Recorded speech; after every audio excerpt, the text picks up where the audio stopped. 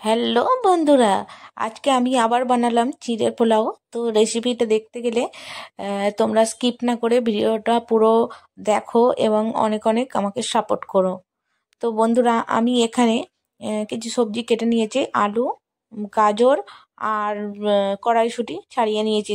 তো তোমরা বিনসও দিতে পারো, বিনস আমার বাড়িতে ছিল না তাই দিলাম না। আর এখানে আমি চিড়াটাকে ভিজিয়ে নিয়েছি, আর এখানে আমি বাদামটাকে আগে থেকে একটু ভেজে নিয়েছি।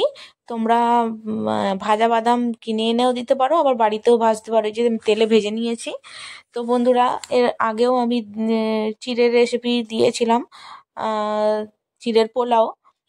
তো এটা আমি সাধারণভাবে আমি ঘরেতে বানিয়ে নিই, অনেকেই অনেক কিছু দিয়ে করে, ঘি দিয়ে দিয়ে ভাজে। তো আজকে আমি ঘিটা একটু কম আছে বলে আমি শেষে দেব, আমি তেল দিয়েই ভেজে নিলাম সবজিগুলোকে। হ্যাঁ, একটু কাঁচা লঙ্কা দিয়ে দিলাম, তো তোমরা স্বাদ মতো কাঁচা লঙ্কা দেবে। তো বন্ধুরা, তোমরা যারা দেখছো তারা অবশ্যই কমেন্ট করো, খারাপ লাগলেও কমেন্ট করো। আর এখানে চিড়েগুলো একদম ঝুরঝুরে হয়ে গেছে, দেখতে পাচ্ছ, এমনভাবে ভেজাবে যেন এরকম ঝুরঝুরে হয়ে যায়, তবে খেতে ভালো লাগবে। নরম হয়ে গেলে কিন্তু একদম ভালো লাগবে না, তখন টেস্টটাই অন্যরকম হয়ে যাবে। তো পরিমাণ মতো জল দিয়ে সঙ্গে সঙ্গে ধুয়ে নিয়েই জলটা ছেঁকে নেবে। আর এখানে নুন দিয়ে দিলাম, হলুদ দিয়ে দিলাম। তো আমি এটাকে ভেজে নিয়েছি কিছুটা, দেখতে পাচ্ছ আলুগুলো সব সিদ্ধ হয়ে গেছে। আহ, তো আর একটু নেড়ে ছেড়ে আমি এবারে চিড়াটা দিয়ে দেবো। তো আমি একটু গরম মশলাও দিয়ে নিয়েছিলাম, উম, বাদামটাও দিয়ে দিলাম। তো বন্ধুরা, তোমরা অবশ্যই লাইক করো, কমেন্ট করো। আর যারা দেখছো এখনো সাবস্ক্রাইব করোনি আমার চ্যানেলটাকে, অবশ্যই সাবস্ক্রাইব করে দিও।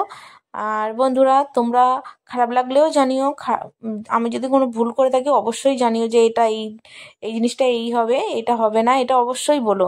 আর আমি হালকা করে একটু চিনি দিয়ে দিলাম। তো এবার আমি চিড়েগুলো দিয়ে দেবো।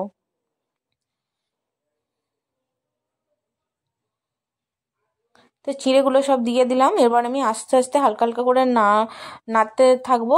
আর এইটা ভালোভাবে একটু নাড়াচাড়া হয়ে গেলেই আর আমি একটু ঘি দেব।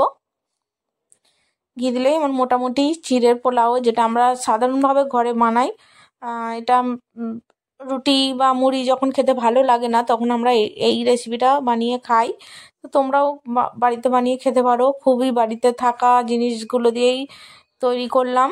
আহ, তো অবশ্যই আমাকে কমেন্ট করে জানিও কীরকম লাগছে আমার ভিডিও। তো চলো, টাটা, বাই বাই, এইটুকুই।